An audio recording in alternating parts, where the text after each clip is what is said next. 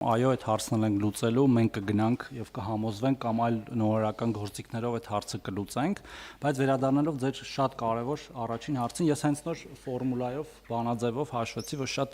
ճշգրիտ է լինի։ Ես հանել եմ 2025 թվականի դեկտեմբերի աշխատատեղերի թիվը 822662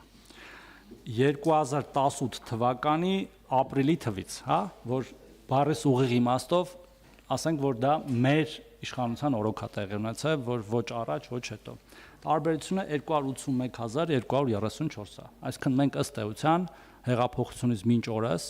եւ դա ամեն ամիս շարունակվող տնդի 281000 աշխատատեղ են ստեղծել, մոտ 300000 աշխատատեղ են ստեղծել։ Նույնիսկ եթե դա ասվի, որ դրանց մի մասը եւ վստահ եմ դա շատ փոքր մասն է, ստվերից են դուրս եկել, հա, դա ինքնին էլի շատ կարեւոր է թե այդ մարդու ապագայի համար եւ թե պետական բյուջեի համար։ Եթե ոմանք խոստանում են 300000 աշխատատեղ, մենք դա արել ենք, ինչպես նույնիսկ առանց ասելու ենք արել։ Միջին աշխատավարձը, տեսեք, միջին աշխատավարձը,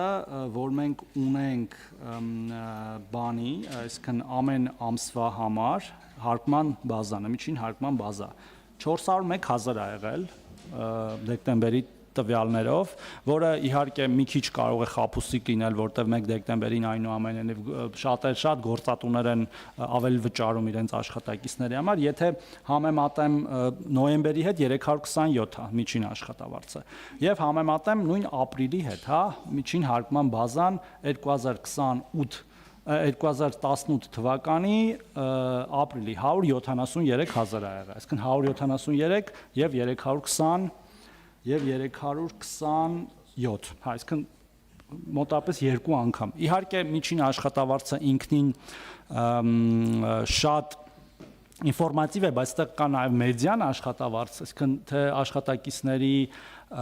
կեսը ինչքան են ստանում եւ ինչքան չեն ստանում, այդ ավելի փոքր թիվ է, բայց մենք նաեւ տեսնում ենք հետեւյալ շատ կարեւոր process-ը, որը կոչվում է կարծես թե ցածր վճարվող աշխատատեղերի միգրացիա դեպի բարձր վճարվող աշխատատեղեր։ Այսինքն, երբ որ մենք այս աճը տեսնում ենք ավելի շատ բարձր վարձատրվող, ասենք 200000-ից բարձր աշխատավարձ ստացողների մեջ, քան թե ցածր, հակառակը մենք ցածր ստացողների մեջ բան ենք տեսնում, իջեցում ենք տեսնում։ Այսինքն ընդհանուր թիվը բարձրանում է, բայց բարձրանում է հիմնականում ավելի բարձր սեգմենտի աշխատավարձերի հաշվին, իսկ ցածրը իջնում է, նույնիսկ կարող եմ օրինակ 2 ամսվա օրինակով բան ասել, վիճակագրություն ասել, հիմա բացեմ այդ պրեզենտացիան ասեմ, էլի, օրինակ ոնց է եղել նոյեմբերին, օրինակ նոյեմբերին մենք ունեցել ենք մինչև 150000 դրամ աշխատավարձ ստացողների մասով անկում, բայց ընդհանուր աճ, որը եղել է 150000-ից 500000 ստացող աշխատողների շրջանում։ Իսկն էս էլ է շատ կարևոր։ Սա նաև խոսում է իհարկե նաև ճիշտ աշխատավարձի հայտարարագրման մասին, որտեղ մենք գիտենք, որ որոշ գործատուներ գրում են ավելի ցածր, բայց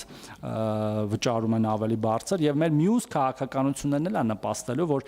աշխատողը ինքը պահանջի, որ իր աշխատավարձը գրվի ճիշտ, որտեղ նորից եմ կրկնում, օգտվելու ապահովագրությունից, օգտվելու հիպոթեկից, տարբեր գործիքներից եւ այդպես շարունակ։ Այսինքն սա միանշանակ է, պարոն Հովհաննիսյան, ուրիշ կարծիք լինել չի կարող։ Թափուրի մասով տեսեք, մենք այս պահին մեր միասնական սոցիալական ծառայության կենտրոններում ունենք գրանցված մոտ 3000 թափուր աշխատատեղ, բայց նաեւ ես ձեզ ցույց տվեցի, որ ունենք նաեւ 30000-ից ավել գրանցված գործազուրկ, հա։ Այստեղ հիմնական խնդիրները շատ են, բայց հիմնական խնդիրներից մեկը դա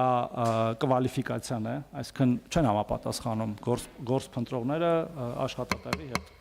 Ամփոփեմ, պարոն Կոնջարյան, հետո էլի խոսենք սրա մասին, բայց էլի խնդիրներ կան։ Տրանսպորտի հասանելիության խնդիր կա, մենք չպետք է վարանենք դրա մասին, ասել որ մի գյուղում կա աշխատատեղ, մեկ ուրիշ գյուղում կա աշխատող եւ ինքը հասնելու խնդիր ունի, աշխատավարձի ցածրության այդ խնդիր կա, բայց այստեղ նաև հարցածագում, ասենք գործազուրկին առաջարկում ես այդ ցածր աշխատավարձով, օրինակ 100,000 դրամով աշխատատեղ, ինքը հրաժարվում է, բայց ինքը չունի աշխատանք։ Իսկ այստեղ ուրիշ հարցածագում, ուրեմն ունի այլ եկամուտ միգուցե, եթե 100,000-ից հրաժարվում է։ Բայց այս թվերն էլ էլի նորից եմ կրկնում, իջնում են եւ մեր ակտիվացած աշխատանքի շնորհիվ իրար կապելու եւ այն ծրագրերի, որ մենք անում ենք եւ կանենք։